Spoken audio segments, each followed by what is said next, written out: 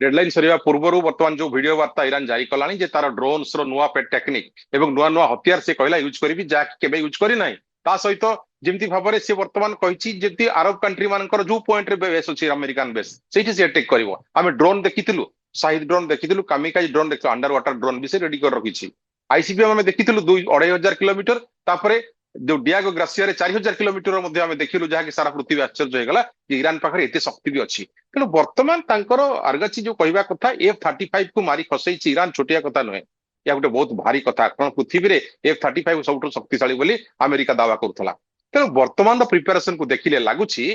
22 तारीख पर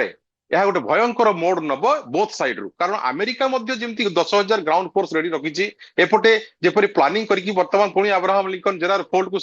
तैनात कर सारी ट्रंप को बारंबार जमी एग्रेसन मोड रे भाषण दौरान ईरान को क्षमा करी ना आउ सीज फायर पीरियड बढ़ेबी ना अर्थात लगुच 22 तारीख पर जदि सीज फायर बाबद में कई न आसिले इस्लामाबाद को जदि भी आसिले डिस्कसन फाइनाल न